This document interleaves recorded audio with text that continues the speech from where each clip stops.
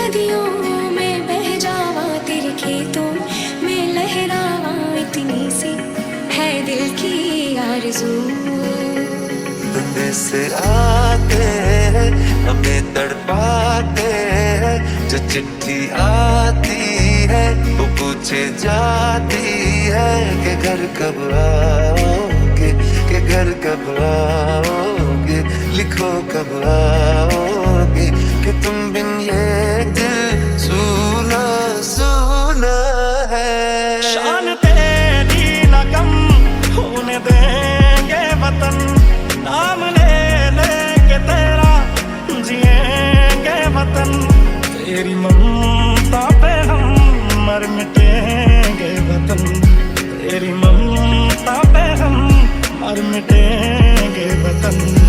ओ देश मेरे तेरी शान पे सदके, कोई धन है क्या तेरी धूल से बढ़ के, तेरी धूप से रोशन, तेरी हवा पे जिंदा, तू बाग है मेरा, मैं तेरा परिंदा। तेरी मिट्टी में मिल जावा गुल बन के, मैं खिल जावा, इतनी सी है दिल की आरज़ू। तेरी नदियों में बह जावा, तेरे खेतों में लहरावा, इतनी सी है दिल की आरज़ू। मैं सोचा करता हूँ यही तन्हाई में, ये चंदा उतरेगा मेरी अंगनाई में, नसीबों वाली ने कान की बाली ने, चौथ की थाली ने, और पूछा है मेहंदी की लाली ने। आज दिल पे हाथ रख के ये कसम ले हम सभी।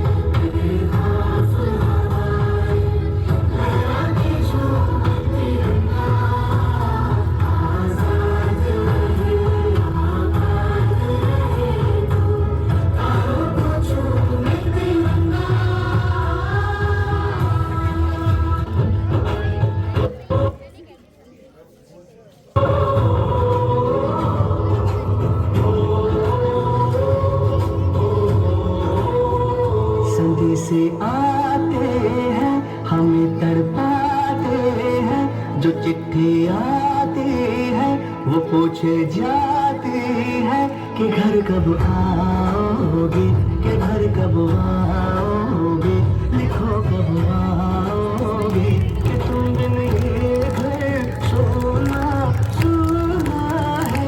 संदेश आते हमें तड़पाते, जो चिट्ठी आती है तो पूछे जाती है कि घर कब आओगे, कि घर कब आओगे, लिखो कब आओगे, कि तुम बिन ये दिल सूना सूना है।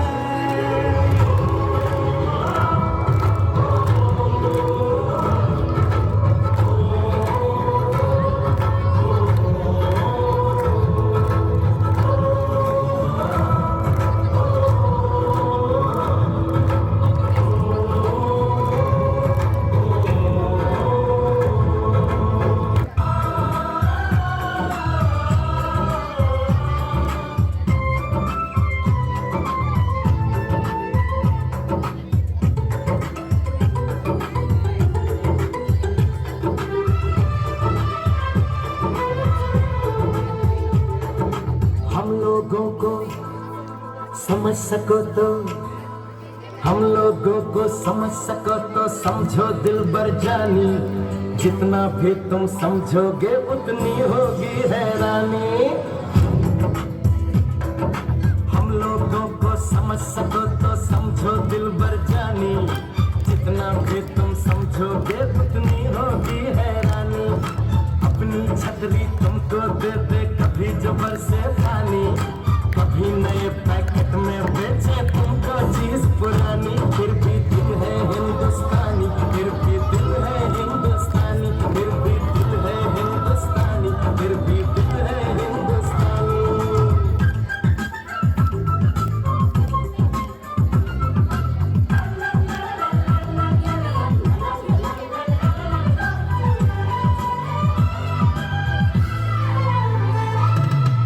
थोड़े अनाड़ी है थोड़े खिलाड़ी, रुक रुक के चलती है अपनी गाड़ी। थोड़े अनाड़ी है थोड़े खिलाड़ी, रुक रुक के चलती है अपनी गाड़ी। हमें प्यार चाहिए और कुछ पैसे भी, हम ऐसे भी हैं, हम हैं वैसे भी। हम लोगों को समझ सको तो समझो दिलबर जानी, उल्टी सीधी जैसी भी है अपनी यही कहानी। थोड़ी हम में होशियारी है, थोड़ी है नादानी, थोड़ी हम में सच्चाई है, थोड़ी बेईमानी।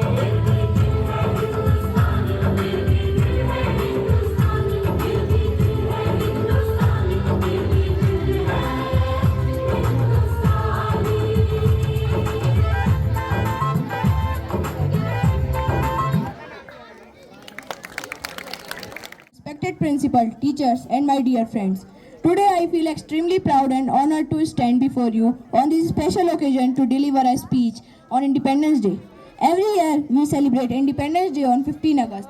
This day holds a very special place in the history of India because on 15 August 1947, India became independent from British rule.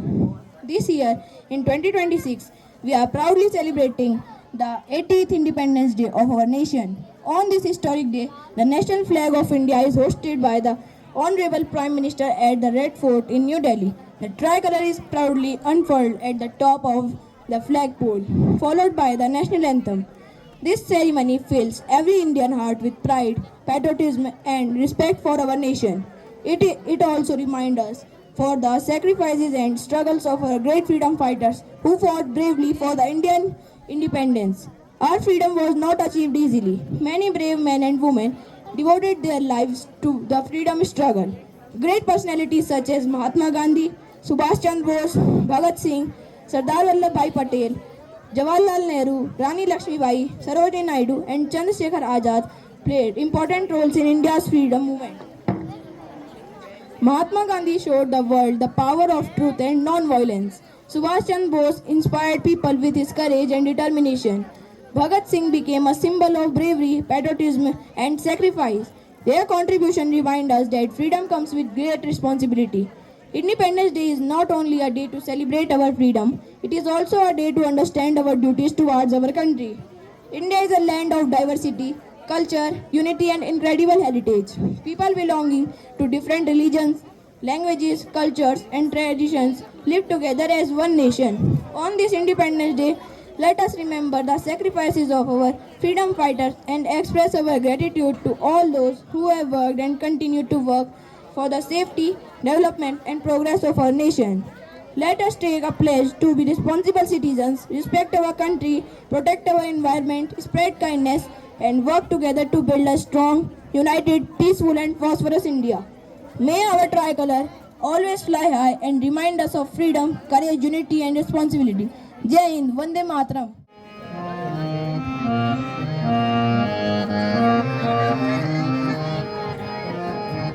Bharat प्यारा देश हमारा, भारत प्यारा देश हमारा, तन मन इस पर वारेंगे, तन मन इस पर वारेंगे, सा सा प ध ध प ग प प ग रि ग रि सा,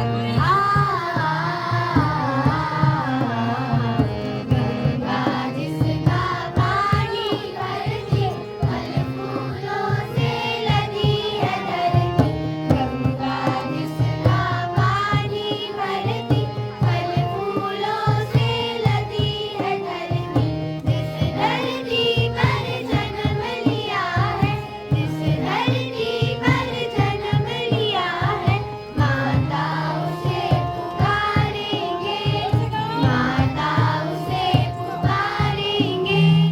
भारत प्यारा देश हमारा, भारत प्यारा देश हमारा, तन मन इस पर वारेंगे, तन मन इस पर वारेंगे, सा सा द प ध ध प ग प प ग रि ग रि सा, कोटि कोटि है जिसके वासी, छाए उस पर क्यों उदासी, कोटि कोटि है जिसके वासी, छाए उस पर क्यों उदासी, कांप उठेंगे शत्रु सारे, कांप उठेंगे शत्रु सारे, मिलकर जब ललकारेंगे, मिलकर जब ललकारेंगे, भारत प्यारा देश हमारा, भारत प्यारा देश हमारा, तन मन इस पर वारेंगे, तन मन इस पर वारेंगे, तन मन इस पर वारेंगे। जोरदार ताली बेटा।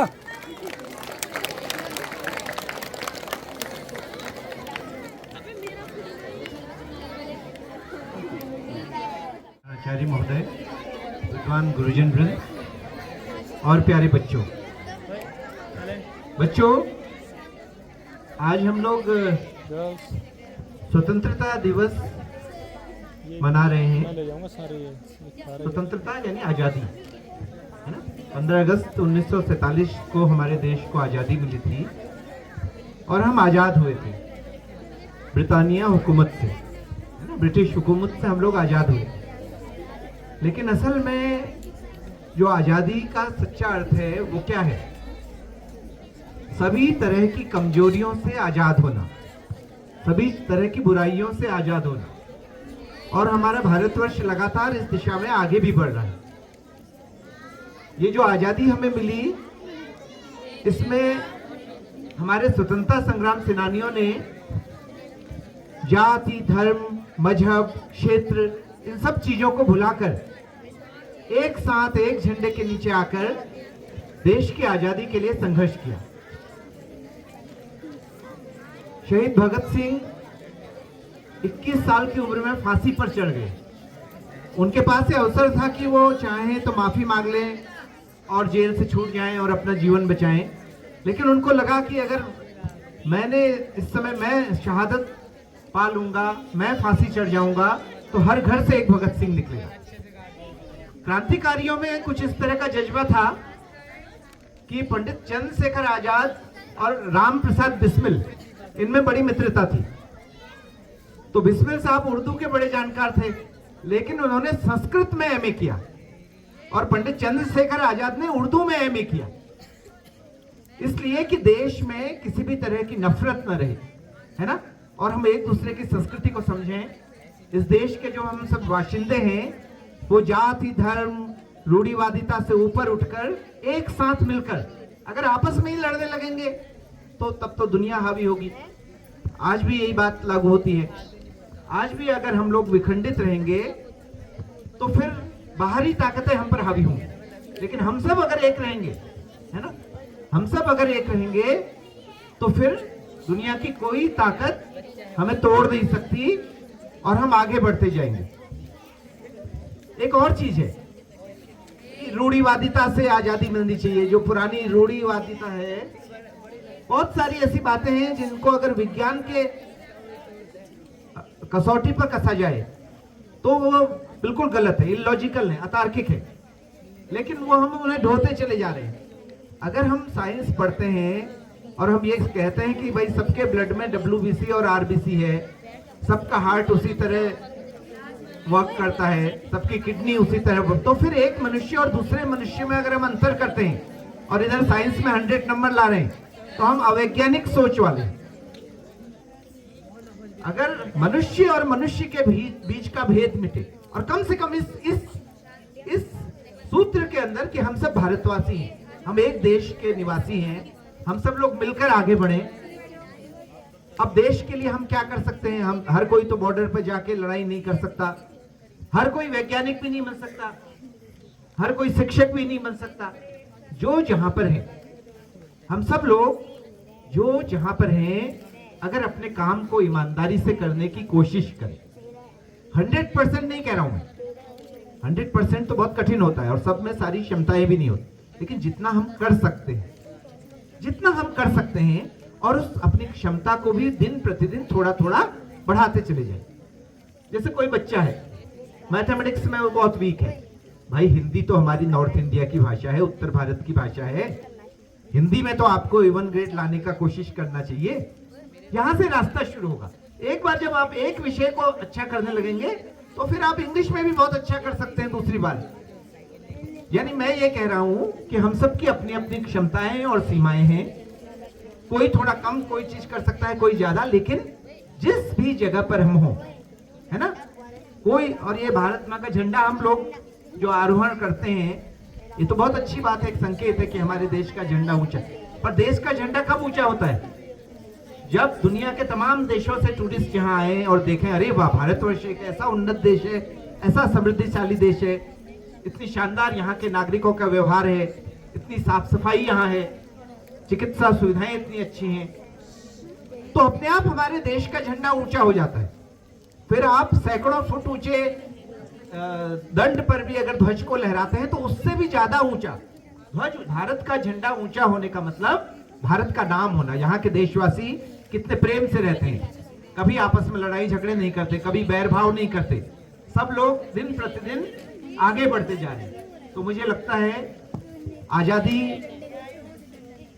का ये संदेश, आजादी का ये पर्व, वो तो एक ब्रिटिश हुकूमत से हमें आजादी मिली थी, हमें सारे नकारात्मक पक्षों से आजाद होना होगा और उसके लिए विद्वान लोगों को पढ़ना पड़ेगा। शहीद भगत सिंह की जेल नोटबुक है, किसी ने पढ़ी है क्या? यहाँ पर कोई बच्चा है जिसने शहीद भगत सिंह की जेल नोटबुक पढ़ी हो? तो वो भगत सिंह जो देश के लिए आजाद हो गए, है ना, शहीद हो गए देश के लिए, उन्होंने जेल में रहकर अपने अंतिम दिनों में जो नोटबुक लिखी, वो नोटबुक तो हमारे हर घर में होनी चाहिए ना। राम प्रसाद बिस्मिल, अशफाक उल्लाह खां, बाबा साहब अम्बेडकर, महात्मा गांधी, ये तमाम लोग जो देश का भला चाह रहे थे अपने अपने तरीकों से, आखिर इनके अंदर क्या विचार थे?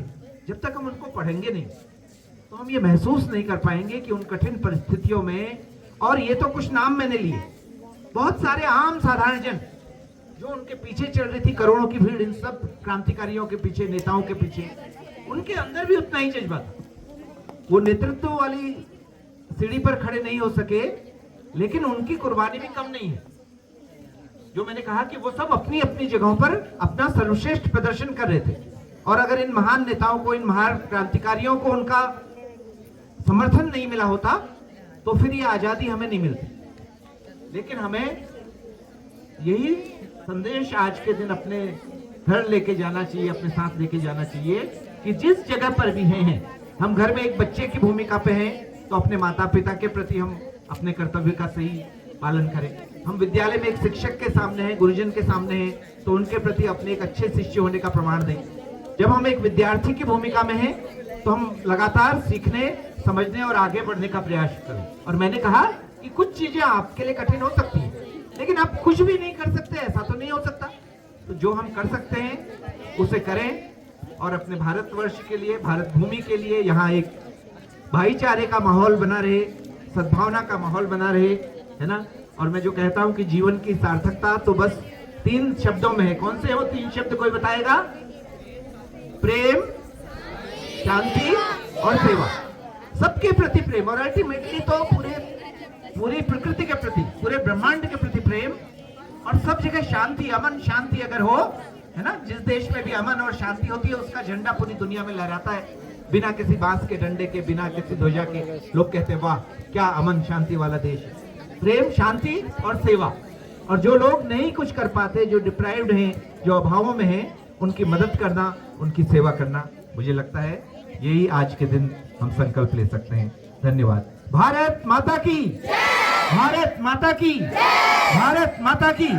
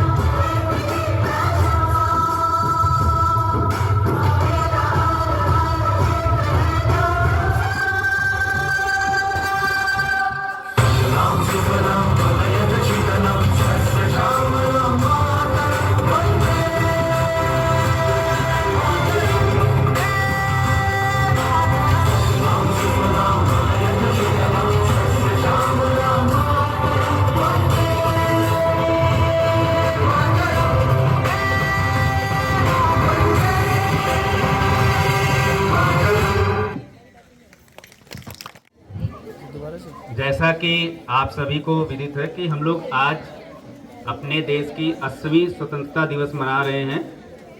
हमारा देश 15 अगस्त 1947 को आज़ाद हुआ था और कोई भी चीज़ अगर मिलती है, खासकर आज़ादी जैसी चीज़, तो वो बहुत आसानी से नहीं मिलती। उसके लिए कम से कम सैकड़ों वर्षों का संघर्ष भारतवर्ष ने किया, तब जाकर हम लोग पूरी तरह से आज़ाद हो पाए। कितने लोगों ने अपनी जान दी, जैसा कि कुछ प्रसिद्ध नाम सबको पता है, भगत सिंह, राजगुरु, चंद्रशेखर आज़ाद, राम प्रसाद बिस्मिल और कई लोग हैं। ये तो मुख्य नाम है। उनके पीछे जो जनता खड़ी थी उसमें कितने लोगों ने अपने बलिदान दिए हैं, जिनका कि हमें नाम भी नहीं पता होगा। आप लोग सुनते होंगे कि गांव के गांव जो है उस समय लोगों को पेड़ पर लटका कर मार दिया जाता था अगर वो जरा सा भी आज़ादी के बारे में कुछ बोलते थे। तो इस तरह का संघर्ष करने के बाद हमारे देश को 15 अगस्त 1947 को आज़ादी मिली और आज़ादी मिलने के बाद उसको बनाए रखना भी उतना ही कठिन है। जैसा कि सभी को पता है कि आज़ादी के समय से ही हमारा देश विभाजन के, उस समय जो विभाजन का युद्ध चल रहा था, कितने लाखों लोग उस युद्ध में भी मारे गए। भारत पाकिस्तान का बंटवारा भी उसी समय चल रहा था, 1947-48 के बीच में ही, उसमें भी लाखों करोड़ों लोग मारे गए। उसके बाद इस आज़ादी को बनाए रखने के लिए भी हमने 4 से 5 युद्ध लड़े हैं।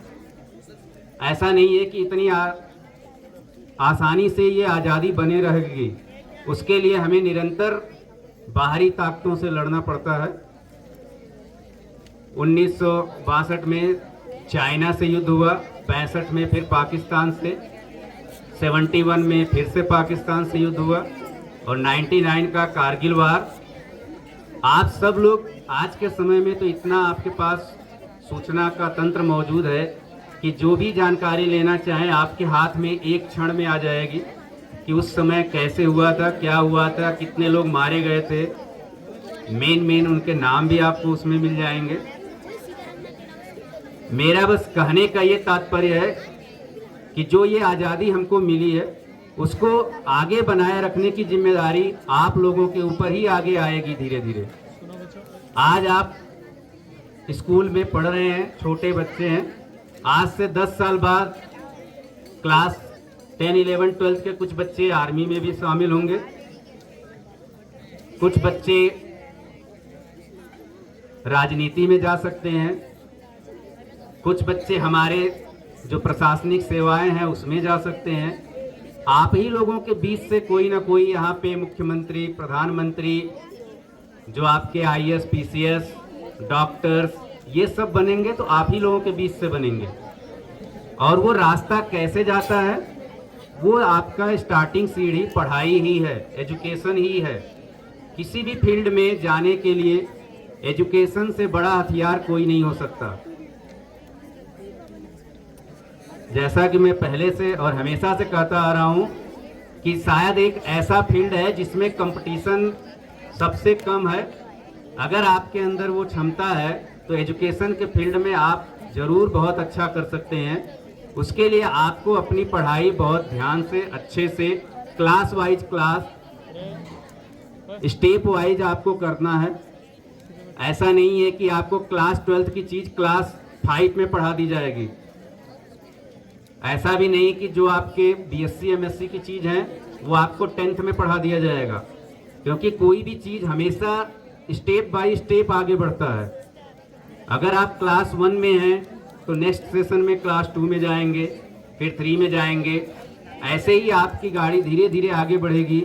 आप स्कूल पास आउट होंगे, ग्रेजुएशन करेंगे, ग्रेजुएशन में जो आपके सब्जेक्ट्स होंगे, आपकी जो इच्छाएं हैं उसके हिसाब से आप कोर्स लेंगे, फिर आप जॉब्स या कहें कि अपनी जीविका आजीविका के लिए प्रयास करने के लिए विभिन्न तरह के कार्य करेंगे। उसमें सभी जगह आपको ये चीज याद रखना है कि हमारे देश का नाम सबसे ऊपर होना चाहिए। अपनी व्यक्तिगत कोई भी चीज जो है वो हमेशा दूसरे तीसरे चौथे नंबर पे आनी चाहिए। सबसे पहले हमारा देश, उसके बाद देखा जाए तो आपके माता पिता का जो भी वो कहते हैं उनको जरूर सुनिए। आपके गुरुजन वृंद जो भी वो बताते हैं उनको ध्यान से सुने, वो जरूर करें। कभी कभी हमें लगता है कि सर ऐसा काम दे रहे हैं कि जो हमें बिल्कुल जीरो लगता है कि हमसे ऐसा काम क्यों करा रहे हैं, इसका तो कोई फ़ायदा नहीं है, आगे कोई बेनिफिट नहीं है। जैसे कई जोक्स चलते हैं सोशल मीडिया पे कि हम लोग क्लास 9, 10, 11 में साइन थीटा पढ़ के तो आ गए, लेकिन अभी उसका यूज क्या है, रियल लाइफ में उसका यूज क्या है। रियल लाइफ में उसका यूज वही है जो उसको आगे लेकर वैज्ञानिक बन गए, बड़े बड़ी खोज जो कर रहे हैं उनसे पूछिए उनका यूज क्या है। अब आप एक रिक्शे वाले से पूछेंगे साइन थीटा का यूज क्या है, तो रिक्शा वाला तो बस बताएगा कि हम पहिया ही चलाना जानते हैं, हवा भरना जानते हैं, सवारी बैठा के ले जाना जानते हैं। तो उसके लिए उसका यूज वही है। कोई भी चीज़ जो नॉलेज आप सीख रहे हैं उसका कितना यूज आप करेंगे अपने लाइफ में, वो आपके ऊपर डिपेंड करता है। ऐसा नहीं है कि कोई चीज़ जो आज आपको बताया जा रहा है आप कल उसका यूज नहीं कर रहे हैं तो इसका मतलब उसका वैल्यू जीरो नहीं हो गया। उसकी वैल्यू तब भी रहेगी क्योंकि जीवन के किसी न किसी मोड़ पे आपको लगेगा कि हमने अगर वो समय उस समय नहीं सीखा होता तो आज हम जरूर कहीं ना कहीं फंस गए होते। जैसे सोशल मीडिया पे आजकल खासकर बच्चों के लिए आ रहे हैं ना कि गेमिंग में बच्चे बहुत ज़्यादा फंस जा रहे हैं, अपने मम्मी पापा का अकाउंट पूरा खाली करवा दे रहे हैं गेम के चक्कर में। तो अगर जब यहाँ से बोला जा रहा है कि आप मोबाइल पर कोई भी ऐसा गेम ना खेलें, अगर आप खेल रहे हैं तो मम्मी पापा को ज़रूर बताएं कि मैं ये गेम खेल रहा हूँ। अगर उसमें से सामने से कुछ भी पैसे से रिलेटेड कोई भी मैटर या कुछ मैसेज आता है तो उसको आप अपने तक ना रखें, कम से कम पेरेंट्स को इन्फॉर्म करें कि ऐसा है। आप तो हालांकि खुद ही जानते हैं, खासकर बड़े बच्चे तो इतना समझदार हैं ही, लेकिन फिर भी जो एक कहावत है ना कि जानना, समझना और करना तीनों बहुत अलग अलग चीज़ें हैं। जानने को इन्फॉर्मेशन तो सबके पास हर तरह का है, उसको समझना अपने अपने अंडरस्टैंडिंग के ऊपर है कि हमारा दिमाग उसी एक सेंटेंस वाक्य को कैसे समझ रहा है। कोई उसे जो है नेगेटिव समझता है, कोई उसे पॉजिटिव समझता है। जैसे कि बहुत फेमस उदाहरण है कि गिलास में अगर पानी भरा हुआ है आधा, तो कुछ लोग कहेंगे आधा भरा है, कुछ लोग कहेंगे आधा खाली है। तो अपना अपना पर्सपेक्टिव हर जगह होता है। तो ये हो गया अपनी अपनी समझ। और तीसरा है करना, जो कि सबसे महत्वपूर्ण और शायद सबसे जो है कठिन काम है। किसी चीज़ को बताना शायद सबसे आसान होता है कि हमें ईमानदारी से रहना चाहिए, भाईचारे से रहना चाहिए, माता पिता की सेवा करनी चाहिए, उनकी बातें माननी चाहिए। लेकिन उसको करना, मुझे लग रहा है कि आज के टाइम पे शायद 10 से 20% लोग ही हैं जो प्रॉपर कर पाते होंगे। बाकी 80% लोग ऐसे हैं कि वो माता पिता की सुनते नहीं। क्योंकि हम लोग तो हमेशा पेरेंट्स से डील करते हैं, जब भी पीटीएम होता है, जब भी बच्चों के पेरेंट्स को बुलाया जाता है, तो सबका 90% लोगों का यही कहना है कि बच्चे हमारी बात नहीं सुनते। अब सोच लीजिए वो फिर किस दिशा में जाएंगे। उनको ये लगता है कि हम शायद सबसे ज़्यादा समझदार हो गए हैं। जिनके पास 50 साल का अनुभव है वो कुछ बता रहे हैं, उनकी बातें बेकार हैं। मैं जो 12 साल, 15 साल, 16 साल का बच्चा हूँ, मुझे सारे 100 साल का ज्ञान है। तो वो अपने आप को सबसे ऊपर रखने लगते हैं। वो सूचनाएं, मैंने कहा ना, सूचना गलत हो सकती है लेकिन कभी भी इंटेंशन गलत नहीं होना होगा। उनके आपके प्रति जो बताने का जरिया है, सोच है, वो हमेशा आपकी भलाई का ही रहेगा। कभी भी पेरेंट्स ये नहीं चाहेंगे कि मेरा बच्चा जो है ऐसा काम करे कि कल को जो है मुझे उससे मिलने के लिए जेल में जाना पड़े। कोई है ऐसा पेरेंट? या कोई ऐसा काम करे कि स्कूल से बुलाया जाए कि आपका बच्चा फला फला लड़ाई कर रहा था, झगड़ा कर रहा था, आपस में लड़ रहा था, झगड़ रहा था, गाली दे रहा था। क्या कोई पेरेंट चाहेगा? नहीं। लेकिन बच्चे अगर ऐसा कर रहे हैं तो वो क्यों कर रहे हैं?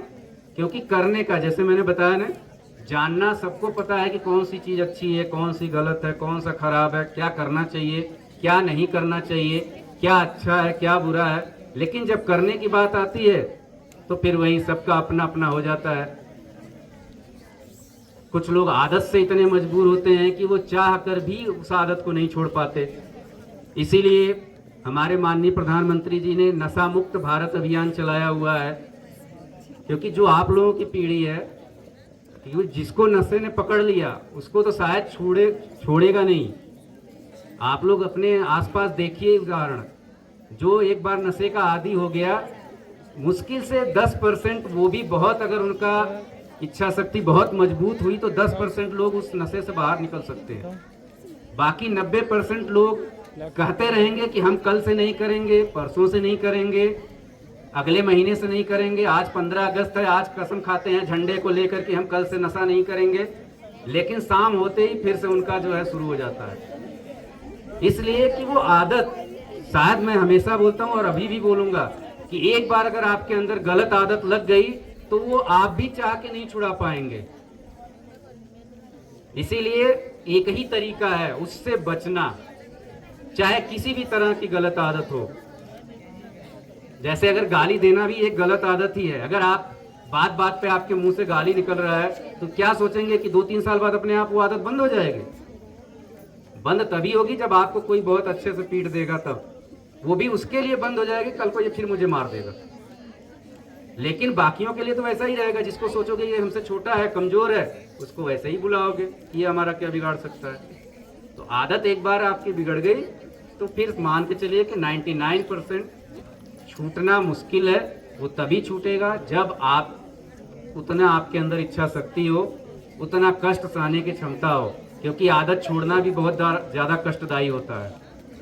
तो ऐसी कोई बुरी आदत ना पड़े, इसी संकल्प के साथ हम लोग आज ये 15 अगस्त का स्वतंत्रता दिवस मना रहे हैं। मैं जो भी यहाँ बच्चे हैं उन सभी से ये अनुरोध करूँगा कि आप अभी से अपने मन में ये बैठा लें कि जो मन में ये भाव आता है ना कि बस एक बार जरा सिगरेट पीकर देखें कैसा लगता है, एक बार जरा इसको करके देखें, ये नशा करके देखें, एक बार ही आपका बार बार बन जाता है। हमेशा नो मीन्स नो होना चाहिए, तभी आप इस चीज से बच पाएंगे। मेरे भी जीवन में ऐसी बहुत सी घटनाएं आई जिसमें मेरे भी दोस्त यार थे, सब लोगों ने कहा कि भैया सब तो एक जैसे नहीं होते। कुछ दोस्त जरूर ऐसे मिल गए कि चलो वहाँ ऐसे करते हैं, सिगरेट पीते हैं, तो मैंने कहा नहीं, मैं तो नहीं पीऊँगा। तो उन्होंने कहा आज से दोस्ती खत्म। हमने कहा खत्म? दोस्ती के लिए मैं अपनी जीवन थोड़ी दे दूंगा कि दोस्ती इतनी बड़ी है कि तुम्हारे चक्कर में हम जो है जेल चले जाएं या ऐसे नशे के आदी हो जाएं कि कल को तो दोस्ती, खासकर शुरुआत में ही होता है, क्योंकि जब आप एक बड़े एज में पहुंच जाएंगे तो फिर शायद गलत आदत कोई चला आपको डालना भी चाहे तो नहीं आएगी।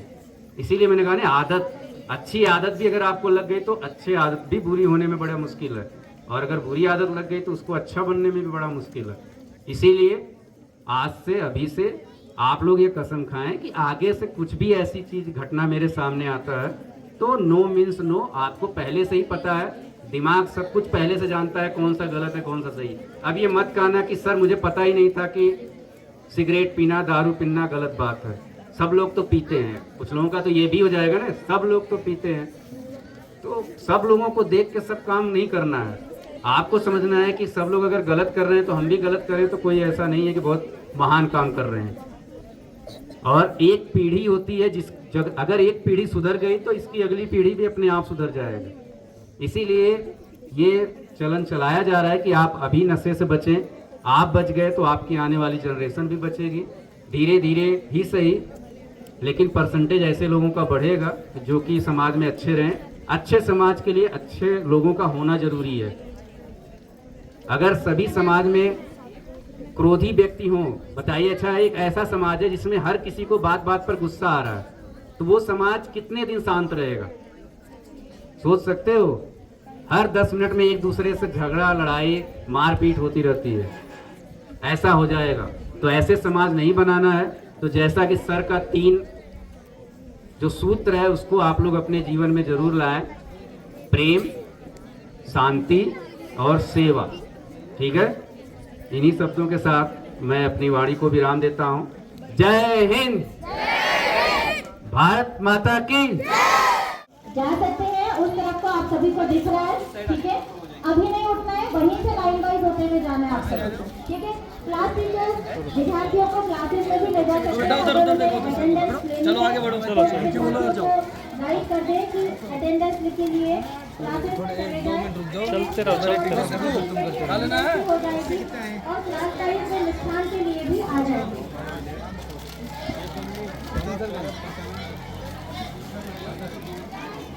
क्लास टीचर्स की सभी सुनेंगे अभी आप सभी